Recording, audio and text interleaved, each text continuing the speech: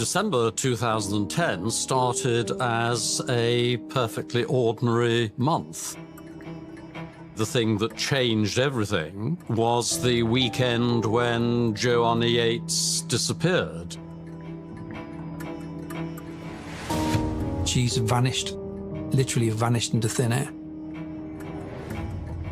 It was an awful journey for the family of Joanna Yeates. In front of cameras invited to record the moment, they went to the place where her body was found. The press interest was immense. Joanna Yeates. Joanna Yeates. Joanna Yeates.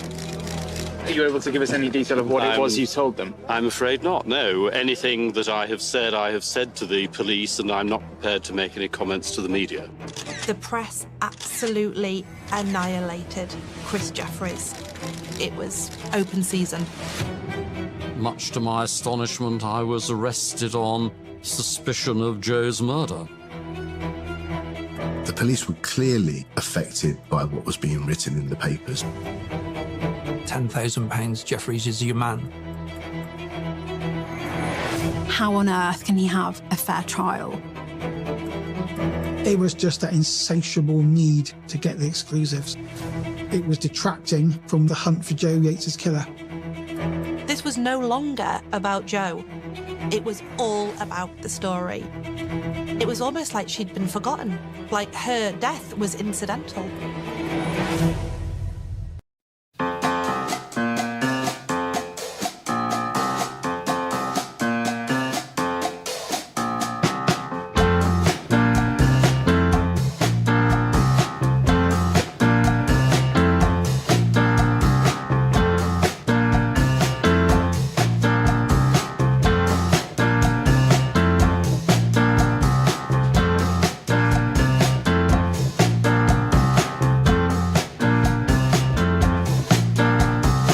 Corporal Brett Payne.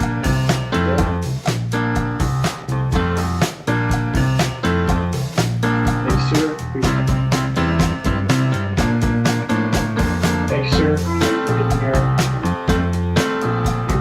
You're free to stay. Leave. Thank you. You're on a recall siren.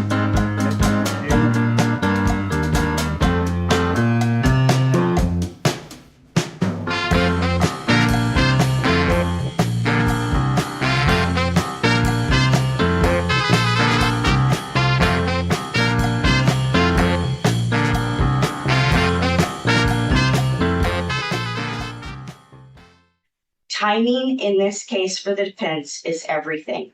So we are creating timelines that put in the dates of affidavits of warrants, the information that's received, and the date that it's produced. With subpoenas, when we don't get a copy of the subpoena and all we get is the warrant or is the subpoena return, we don't know the scope of what the state has asked for. We don't know the date that the subpoena was served. And in some of them, we don't know that there is a certified return. So we can't take our timeline on warrants and our timeline on the probable cause affidavit and our timeline on everything else that we're putting in there and interlay the subpoena information that the state is getting. And we are desperate to find out the timeline in this case and when the state knew what and when. There's no question that motions to suppress are coming. Motions to suppress are coming on warrants.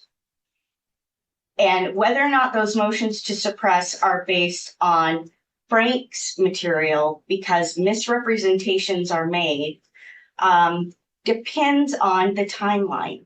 So if there's a representation made in a warrant that things happened in a certain way, if we are able to look at the timeline and say, we know that the state knew this when, that gives us an answer on whether or not the suppression issue includes a truthful statement in the affidavit.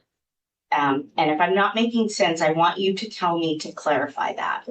But we need to know the timeline of all of the evidence in this case and when the state knew what it knew, or why certain things were being looked at before Mr. Kohberger's arrest or well into late in the year in 2023 related to the victims, and try to piece together, is that something that the state is still seeking because they're pursuing the alternate suspects that exists in this case? After more than 6 weeks, 20,000 tips, and what will be a second cross-country trip, the suspect in the Idaho College murders will soon be back in Moscow, and it is likely because of evidence that is too small for the naked eye to see. The reports say that Moscow police have matched Bryan Kohberger's DNA to some DNA evidence that was found at the crime scene, and that, my friends, is impressive for 2 reasons. Let me tell you why. The crime scene was a well-known party house, visited by hundreds of kids and tenants over the years. So how on earth they isolated just one man's DNA from all the other sources in that house? Well, that in itself is remarkable. And then there's this. Kohberger doesn't have a criminal record, so it is highly unlikely that his DNA was in any criminal database. So how did they track one person's DNA at the crime scene all the way to Kohberger, 2,500 miles away? It turns out it's a multi-step process, and it is fascinating. I'm joined by Joseph Scott Morgan. He is a certified death investigator and forensic analyst. He's also the Distinguished Scholar of Applied Forensics at Jacksonville State University. Okay, Joe, this is your backyard. How do they determine that one foreign source of DNA at the crime scene actually belongs to a killer, as opposed to all the other people who've come in and out of that house invited and party guests and former tenants? Well, we have to think about those that are currently domiciled in the home, and you begin to eliminate them. Certainly, these poor victims, they have DNA samples from them that would have been taken at autopsy. And then you have the 2 that were spared down the lower section. They would have done buccal mucosal swabs or cheek scrapings on them and eliminated them. And then any of these parties that would have had intimate relationships where you would have rich source DNA, semen, blood, that sort of thing, you would have gone out if they were given those names and collected those samples. Now, all the other DNA that you're talking about that's in this environment was probably touch DNA, and that's only fragmented DNA that you have. It's not a full partial, it's not a full strand, it's only a partial strand. That comes from the sloughing of dead skin cells. So then, after you have all of that, you eliminate everybody that's known, and then if you come up with one person, that's who you have to go after. Forget it. That, to me, would have taken years because hundreds and hundreds of kids have come in and out of that house. I thought you were going to say, honestly, that the skin that was under the fingernails of the victims, that's not a party goer, or the blood from the killer who accidentally got cut and shed his own wet blood. Well, no party goer would have shed wet blood that night, or maybe a hair that was on top of a pool of blood. Well, that would have to come from someone who was there after. So that's what I thought they probably collected, as opposed to just some DNA that was found in the house. No. Let me be very clear. When we say blood in the house, okay, if he did in fact cut himself, and we're assuming that this sample comes from blood, there are other means that you can get rich DNA, semen, saliva, even sweat, Ashley. But in this case, I think that the fingernails are going to, you remember you aired one of the first pieces about this nationally, relative to bagging the hands. We're back to that now. But we need to know the timeline of all of the evidence in this case and when the state knew what it knew, or why certain things were being looked at before Mr. Kohberger's arrest or well into late in the year in 2023 related to the victims, and try to piece together, is that something that the state is still seeking because they're pursuing the alternate suspects that exists in this case? There's so many things that we're trying to understand. So what we're asking you to do is enter an order compelling them to produce the subpoenas. You see that they had at least 2 in their possession that they possess. and it will clarify it for us. And we will be able to create our timeline and put all of these things together and know when and why the state was doing these things. And just to add one other component, you know, you're hearing about cell phone records and cell phone records today being produced on warrants. Well, there were several sets of cell phone records that were produced pursuant to a grand jury subpoena. Still not clear to us why warrant versus subpoena, and they're different providers. And some of it's for phone numbers that we have to figure out who those phone numbers are. But all of this information is critical and material for us to be able to do the case, to do our work in this case. So I would ask that you enter an order to compel, and that way the state has the ability to take that to the FBI agents and say, the court has entered an order, we've got to produce the subpoenas, and we'll get the subpoenas.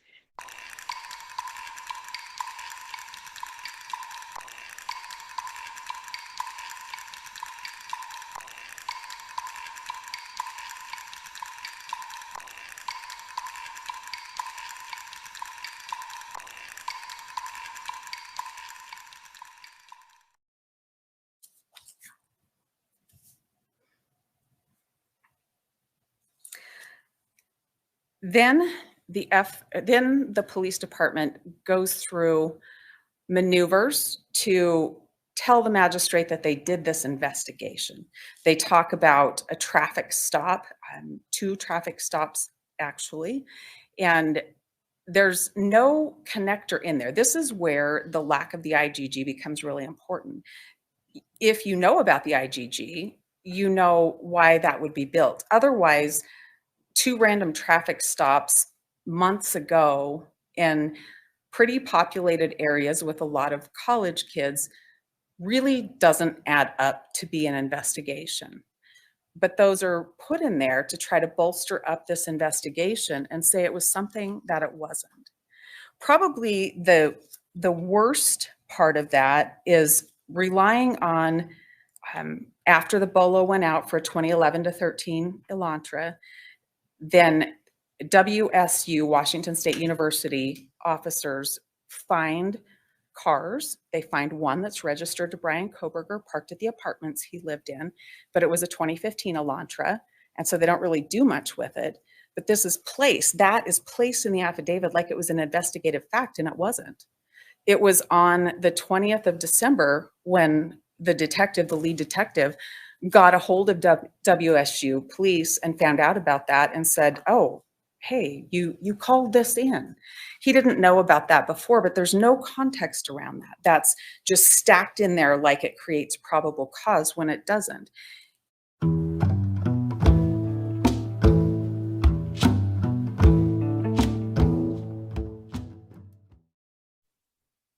Sounds like your background is mostly in law enforcement, and then you moved into a specialty with cell phones, cell towers, drive testing, radio waves, all of that kind of thing.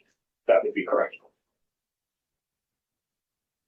Through that and through the training of other officers to do this work and to use your program, have you testified as an expert in this field? I have. If it's not 100 times, it's right there near it. Roughly 100 times in both state and federal courts. And have you been qualified as an expert in state courts? Yes. In federal courts? Yes. How about Idaho? Don't think I have in Idaho. I've consulted on a lot of cases in Idaho, but I don't think I've ever had testimony in Idaho. That's your first time then? I believe it is. Generally, when you work, and I'm talking about when you've done your consulting work or worked with an agency to do what you do to review the records and to analyze the data, do you usually work with the defense? This is the first time I've ever testified for defense. Fair to say you usually are a prosecution witness? That is a very fair statement.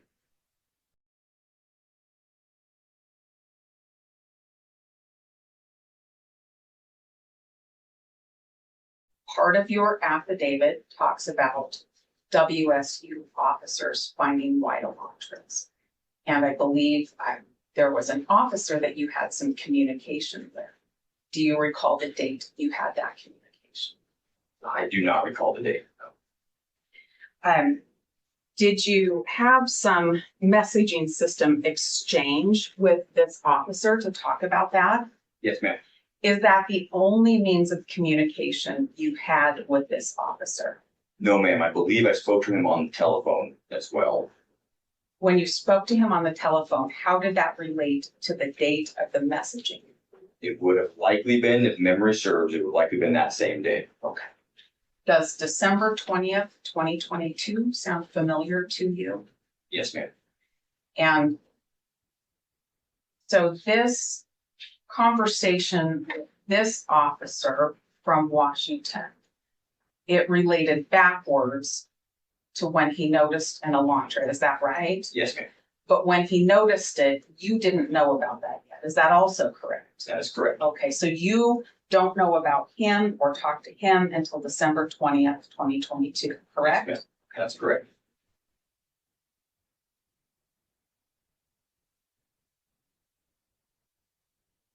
In your affidavits, did you rely on cell phone information and cell phone location information? Yes, ma'am. Did you work with cell phone records yourself? No, ma'am. Did you see cell phone records yourself? Yes, ma'am, I did. When was the first time you saw cell phone records that were attributed to Bryan Kohberger? I do not remember what date that was. Well, maybe you can give me an estimate. We know on the 20th, you're talking to WSU about an observation from a month before.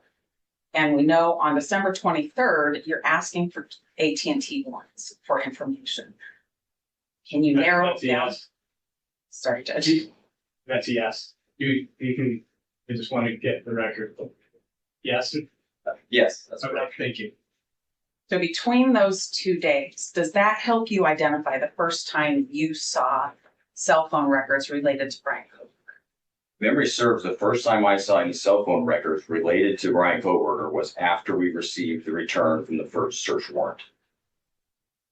Just to be sure I'm tracking with you, when you say the return from the first search warrant, we're talking about the first AT&T warrant. Yes, Is that right? that's correct. And in that warrant, you were seeking 48 hours worth of records. Is that right? Yes, ma'am. Okay. So if I call those the 48-hour records, we'll both be on the same page? Yep. All right. You wrote your second AT&T warrant for a much longer period of phone records that same day, December 23rd, correct? Yes, ma'am, that's correct. How far ahead of that warrant did you see the records? It would have been upon the receipt of the 48-hour records that came in from AT&T. Immediately after receiving those, I began writing that second section of the second AT&T warrant for the longer period. If that makes sense.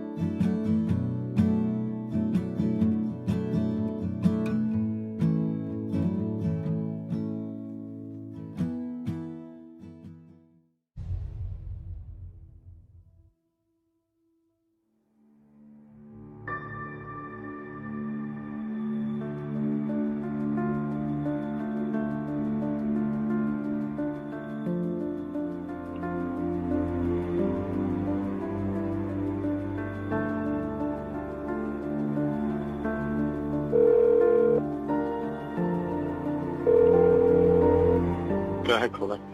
Okay, basically, I've gone away for the weekend and come back to find my girlfriend's not here when she was expected to be. And all her important stuff is still in the flat, such as a wallet, a keys, a phone, the glasses, everything. And basically, I've just found that now. thinking that she'd come home late and she'd be here, but she isn't. And what's her name, please? Joanna Yeates.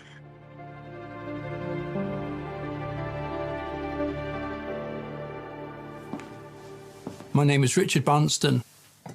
In 2010, I was a detective on Avon and Somerset's major crime investigation team.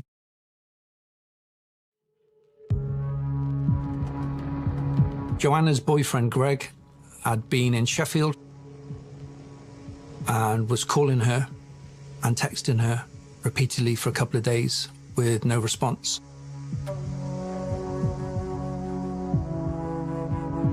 Greg came back to the flat, rang her phone, and it was ringing in her pocket.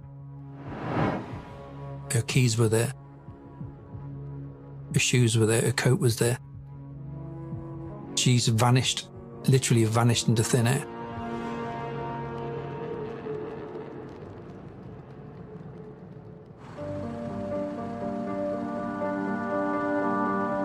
Every missing person is investigated in the same way. You look at movements, you look at phone use, you look at friends, you look at the last people they had contact with, and you build a timeline. And Jo was no different. We started inquiries to check out that Greg had been where he said he had been.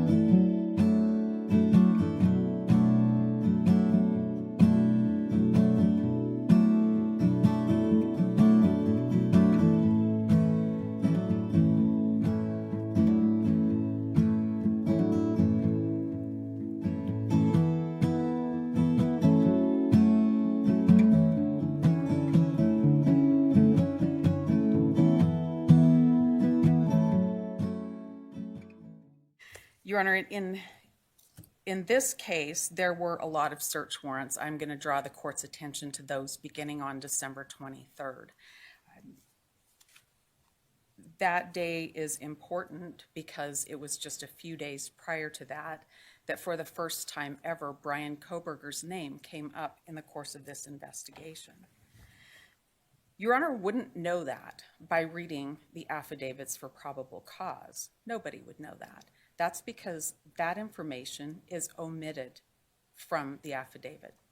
That information is something that you heard about this morning in testimony, that but for the FBI's work going into databases they shouldn't have been going into, violating their own policy, keeping no records, and doing this all behind the scenes in secret, that's the only way a name was produced. Prior to that time, the lead detective in the case had not heard the name Bryan Kohberger. He had not crossed their radar. That's nowhere in the affidavit, and that's important because that's intentionally withheld from the affidavit because of the work the FBI did, because the FBI went behind the scenes and did things that they shouldn't have been doing, because they searched databases that they shouldn't have been doing. We don't know what else they did wrong because everything else is a secret. We don't know what else they did wrong because there's no record kept. There's no process kept. We can't rebuild the process that they did to identify Mr. Kohberger. We can't do any of that because they kept no records, produced no records, and did this all behind closed doors, and it was withheld from the magistrate. But there was absolutely nothing. She was happy at work, was popular with her friends. There was absolutely no reason for Jo to go missing.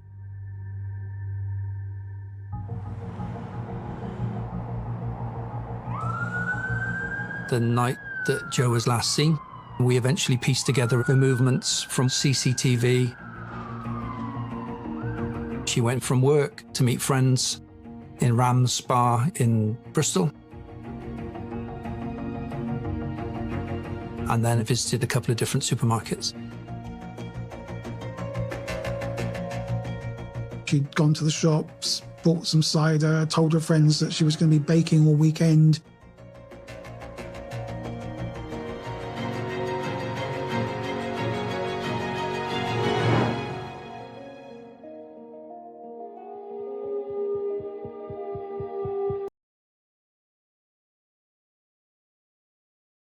Can you tell us what the authorities have been telling you? We want to do anything that we can to help you to get justice for your daughter and the rest of the victims. What are they telling you?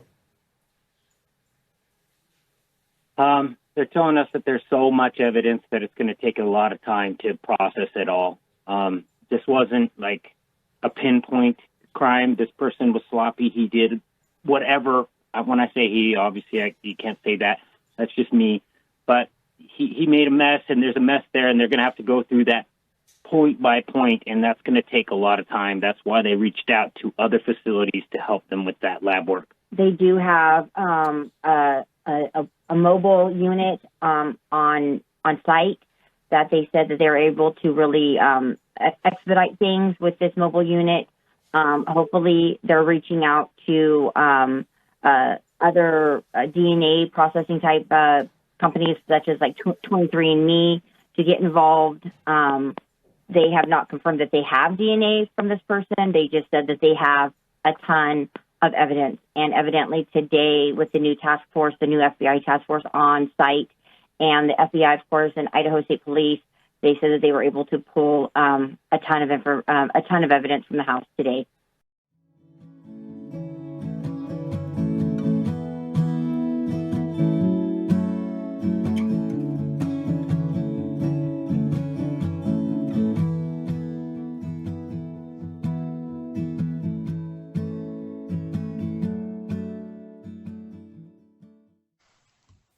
Your Honor, this is a situation where this identification was done in complete secret behind closed doors, and it's been continued to be a secret.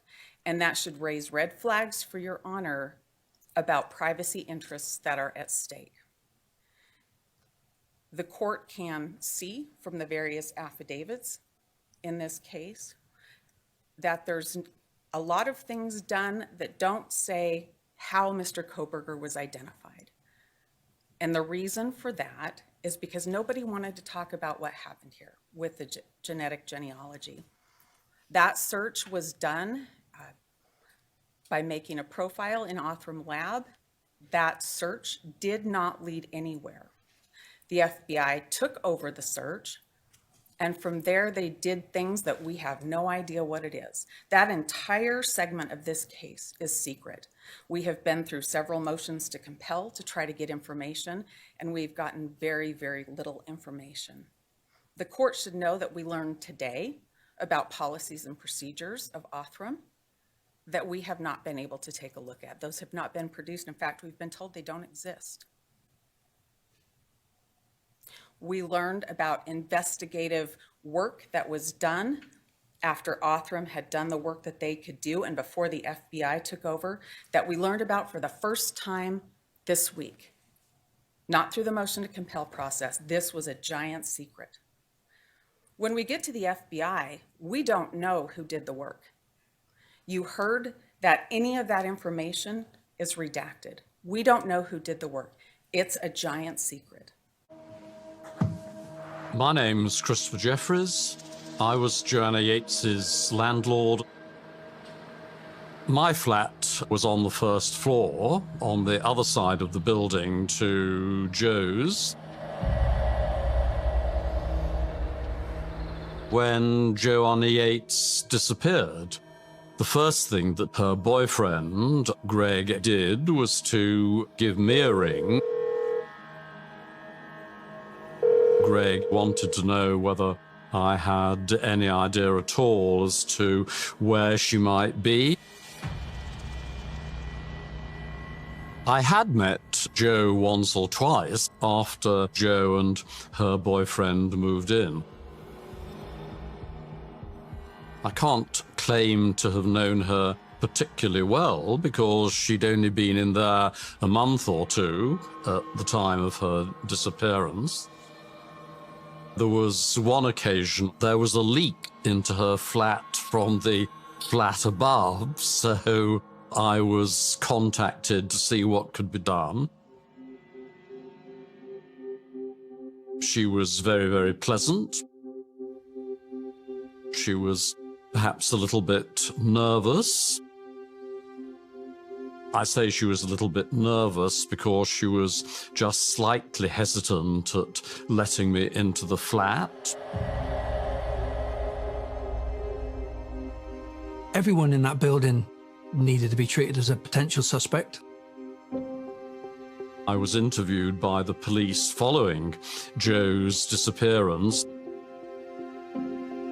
On the night that Joe disappeared, I had arrived back in the evening at about 9 o'clock. I had been to the gym. I went straight into my flat and I spent the rest of the evening in the flat.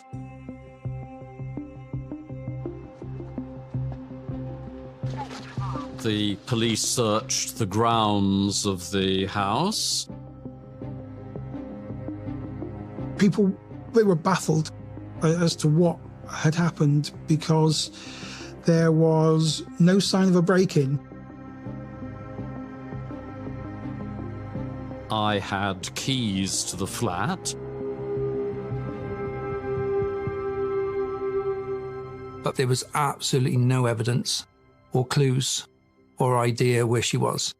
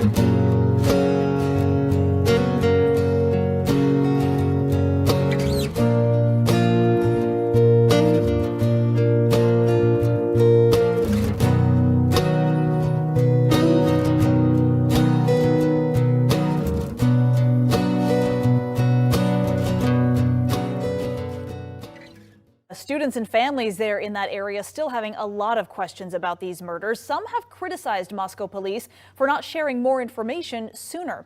We spoke with the former Pullman police chief, Gary Jenkins, who is now serving as the interim chief at WSU. He told KREM 2 today, this early in the investigation, law enforcement always has to be careful about what details are made public. Just trying to make sure that when detectives go out and interview people, it's based on what they know, not what they've heard on the news. And so it's really a balancing act for them, trying to release enough information so that if there is a potential threat, that the public can take precautions for that, but also at the same time not jeopardize a 4 homicide investigation. Moscow police have walked back on claims that the community is safe after Sunday's stabbings. All right, as we work to bring you more to every story, we wanted to get in some insight now into how a smaller department like Moscow PD is working such a big case. So we turned to the police department in nearby Pullman to understand how big crimes in these smaller college communities are investigated.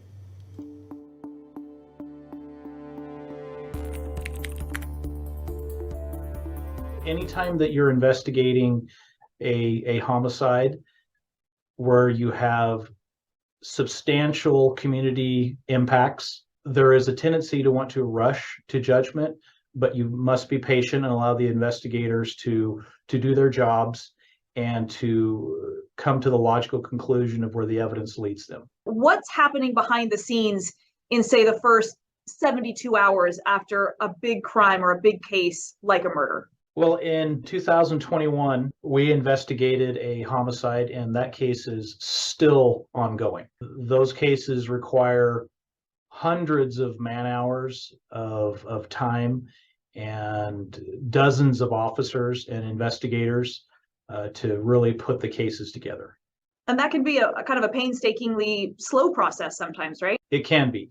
We had evidence that was submitted to the Washington State Patrol Crime Laboratory that took almost a year to return. Is it more difficult when you know that the case has gotten some national attention, or knowing that the whole world and certainly the whole community is watching and waiting for information? Our jobs as investigators is to try to keep our eyes on what's important.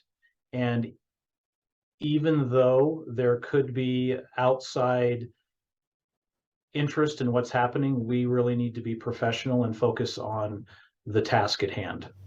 And Pullman police wanted to be very clear. They are fully supporting the Moscow Police Department right now. I'm told they have offered assistance, and the commander tells me they will do anything they can to help in this investigation.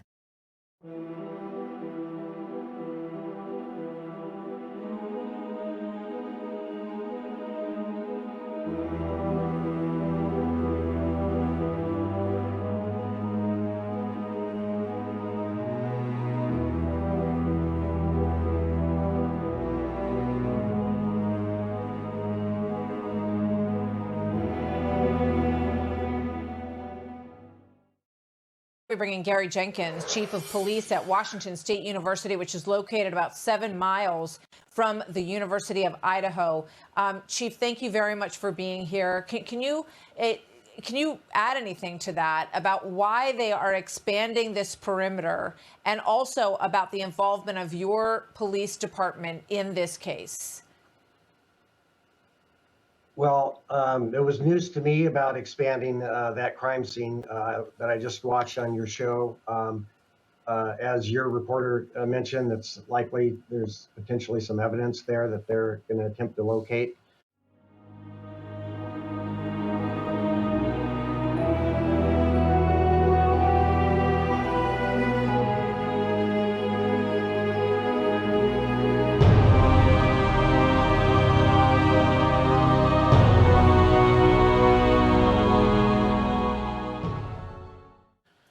And our department, as we found out about this shortly after it occurred, I made personal contact with Moscow Police Chief James Fry and offered any assistance that we could provide.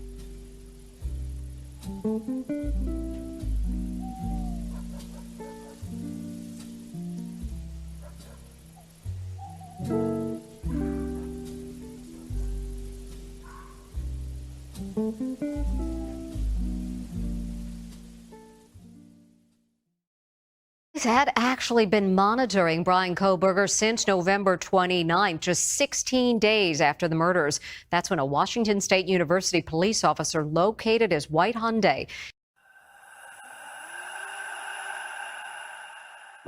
You engage with the media because you need the public's help. The dream scenario is that you engage with the media, you get the messages out there, and all being well, very quickly, the person concerned is found, and they're found safe and well. But the job of a crime reporter isn't necessarily just to regurgitate what the police are telling them, but actually to tell the public the whole story as much as they possibly can.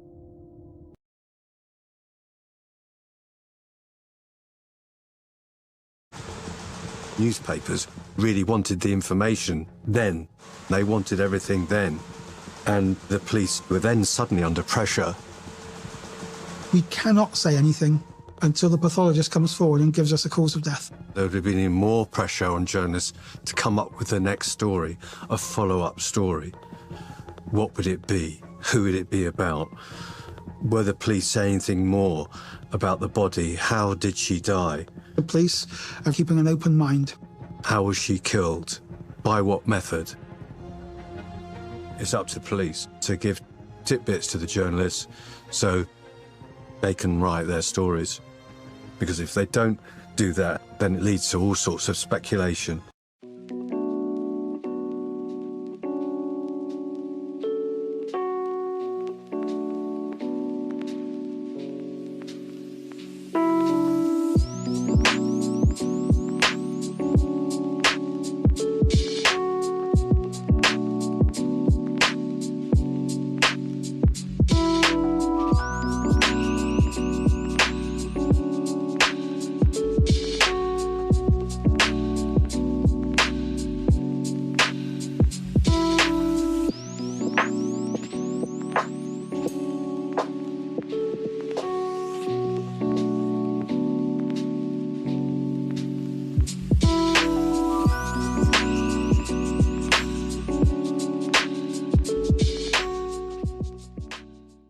Well, we talked with them one-on-one, and they, you looked at them and said, please just tell me that there's going to be somebody. And they stepped out of their comfort zones to comfort Christy and the families, to like, hey, we're on top of this. We got it. We're going to. And they did. Know. That was the only thing that I left that day when we met with them. It was like, I believe it was December 13th.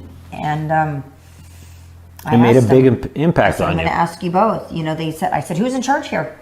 And they told us, and I said, I'm going to ask you about the same question. How do you feel, 0 to 100%, that this case will be solved? And I asked him, and he said, he looked at me and he said, 100%. And then I said, your turn. And he looked at me, and the second one looked at me very intensely.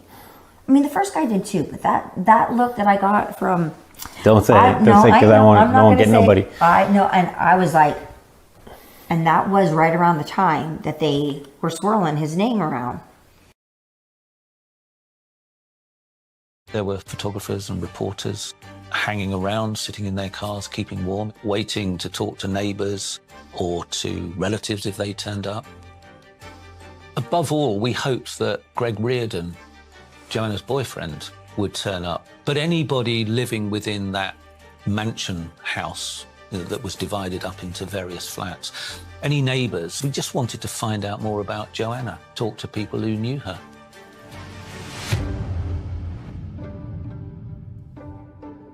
Joanna's home was in Clifton. Most people look to Clifton as one of the most affluent areas in Bristol. If this had happened in one of the council estates in South Bristol, like the rougher areas, everyone would have known Joanna. But you come to Clifton, you start door knocking. A lot of people don't even know who lives next door. Chris Jeffries, he was the landlord. He would have known Joanna Yeates. He'd be taking her rent, so that would be a good starting point, really. We became aware that Christopher Jeffries had spoken to the police a second time. He became an important figure for us to try and talk to. My second statement, it was something that when I was interviewed by the police following Joe's disappearance, I'd entirely forgotten about and subsequently remembered. The night that Joe disappeared, as I was walking up the driveway to go into the building, I was vaguely aware of somebody or some people leaving the premises by the path at the side of the building, which led to the front door of Joe's flat. We wanted to ask him, what he'd told the police. I was leaving the building to go and do some shopping. That was how everything began. He came out and he opened the gate and he walked out, and my colleague asked him what he'd told the police. I saw that. I made some comment which was very, very, very much vaguer than that. He seemed rather irritated, but he was prepared to speak, and we hadn't heard him talk at that point. Are you able to give us any detail of what it was you told them? I'm afraid not, no. Anything that I have said to the police, and I'm not prepared to make any comments to the media. So you didn't... I was absolutely not prepared to give anybody any statement. And I thought he's just going to walk off because he's annoyed. But then as my colleague asked him again a question, did you definitely see her? He kind of turned back and walked back a couple of paces to the camera.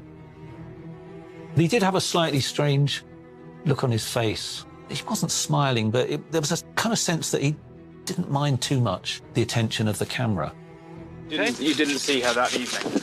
I certainly cannot say that I saw Joanna Yeates that evening, no. Thank you very much. He turns again and goes towards his car, at which point a couple of photographers just come up to him, and as he's trying to get into the car, are snapping pictures of him.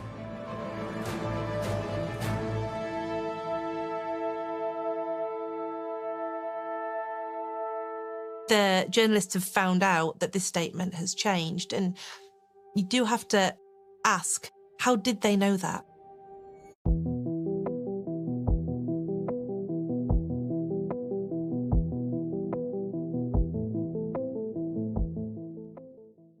I woke up to some alarming, slightly threatening messages from realtors.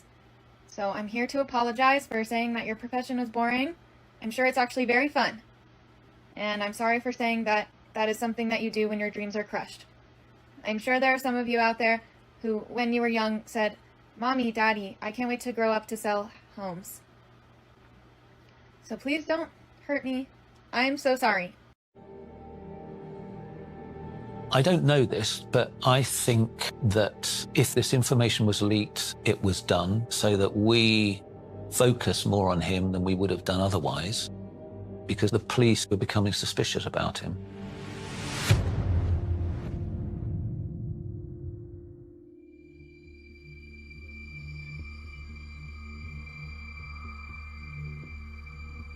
I was just on the point of getting up when I became aware that somebody was knocking on the door of my flat.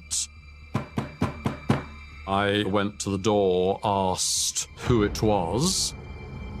It's the police, Mr. Jeffries. Much to my astonishment, I was arrested on suspicion of Joe's murder.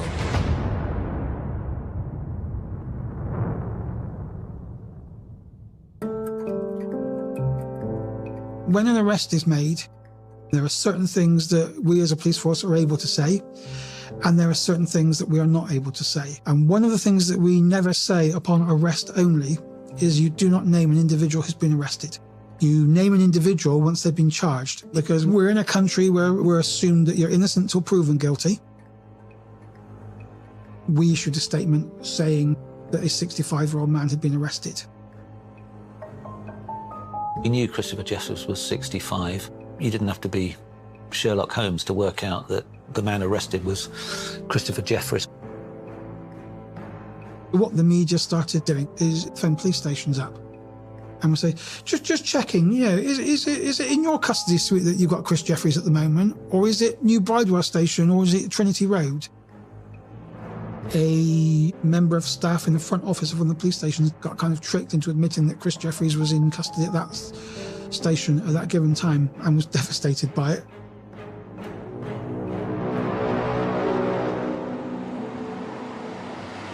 When he was arrested, the most important thing was to assist Christopher at the police station. When you're advising a suspect at a police station, you obviously have the choice of whether your client answers questions or doesn't. If a client has already given an account, unless there is something in addition that he needs to speak about, there is no reason why the client should be answering questions. And Christopher had given 2 full accounts in 2 statements. But Christopher was very keen to assist the police with any further questions that they had, because that's how Christopher is. He said he was at home. He lived alone, so he couldn't get that validated. He didn't have a TV, so you can't even get any time-ins of what he may have been doing, watching a certain program. There was no sign of a forced entry, and he had a set of keys to the flat. When Christopher was arrested, he was very naive. He expected to attend the police station, give his account, and almost immediately be released. And of course, that wasn't the case.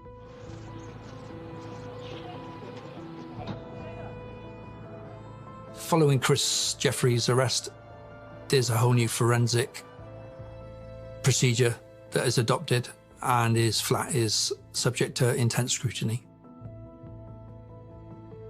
There were some trainers found belonging to Jeffries in the flat that looked like they had blood on them. Everybody assumed that this was it. This was a missing piece of the jigsaw. This was going to be Joe's blood.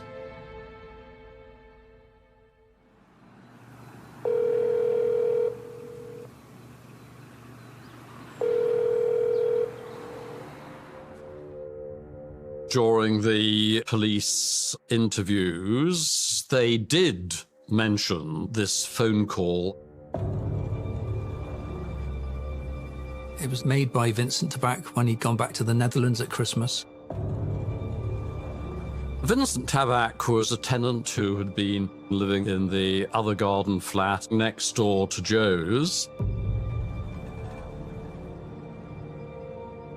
He suggested that Christopher Jeffries' car was facing a different way the morning after Joe had disappeared. And that was at odds with Chris Jeffries' account. I pointed out to them that there was a very good explanation for the fact that my car had moved because it was rather snowy. I was going to an event that particular evening. I wanted to reverse up the driveway, and because it was snowy and icy, the wheels were spinning. So I knocked on the door of Vincent Tabak's flat to say, would he mind giving the car a push so that I could get up the slope? Of course, he said, what are neighbours for? The masked hunter on the left, when you flip the photo, which gives you our masked hunter to the right side, has the same upper lip as the middle image of Hunter. It's all in the upper lip and in the sneer as well.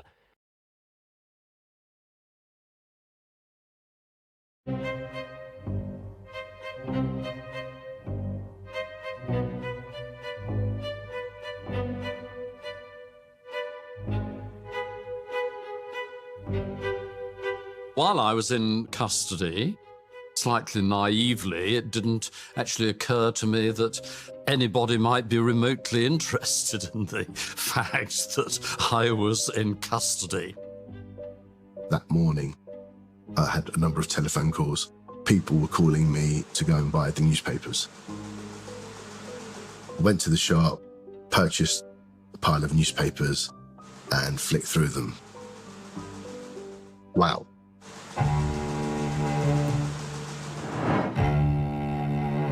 So on the 31st of December, the press absolutely annihilated Chris Jeffries.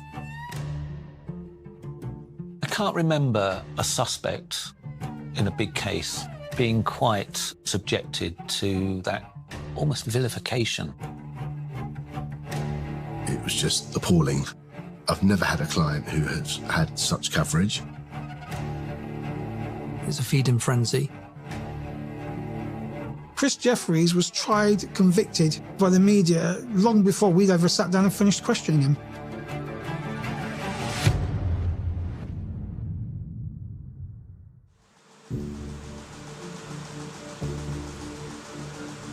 The newspapers just tore his life apart, turning up pupils who'd known him when he was a teacher years before, and they were saying dreadful things about him. I think what people vividly remember is the image of him with blue hair. My hair never looked like that. I used, at the time, a shampoo to give the hair a very slight blue tint, but certainly was not anything remotely resembling the photograph. But that, of course, wasn't the only thing. The worst thing I remember were quotes from anonymous females who were his pupils many years before, saying how uncomfortable they felt around him, how creeped out they felt. And there was also somebody who'd been a tenant in one of the flats who accused him of being a peeping Tom. The implication was that she was a female and, you know, he had some unhealthy sexual interest in her. And again, in the context of him being identified as the suspect for Joanna's murder, couldn't really be more damning. The police were saying there was no evidence that she'd been sexually assaulted, but a pretty young woman murdered. There's a kind of unspoken sexual element to it in most people's minds. That all added to this idea that he was a sexual deviant. That's why he's been arrested.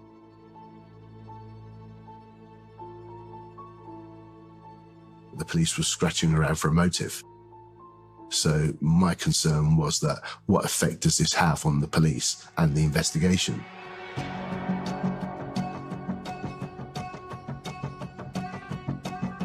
Bizarre links were being made between him and a convicted paedophile. There was no shred of truth whatsoever in the allegations that were being made. The only link that they had was that they had both owned the same flat, but it was years in between. It had changed hands 2 or 3 times since. There was no link to be made there. They use quotes such as, he was really creepy, everyone thought he was gay. It implies that being gay makes you a paedophile, and that it does smack of massive homophobia. The media were looking at potential links with other unsolved murders of females, particularly those around the same age as Joanna Yeates. Claudia Lawrence, who'd vanished in York the year before. There was Melanie Hall from the late 90s who'd vanished. Perhaps the most intriguing was the case of Glenys Carruthers, who'd vanished a few hundred yards from where Joanna Yeates had disappeared.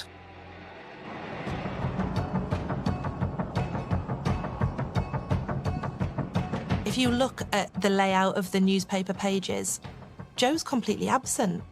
The pictures of Chris Jeffries are huge, and the pictures used of Joe are either thumbnail tiny or, in some cases, not at all. This was no longer about Joe. This was about this man. And it was almost like her death was incidental. Everything that happens is from now. This is pouring rain. This is paralyzed.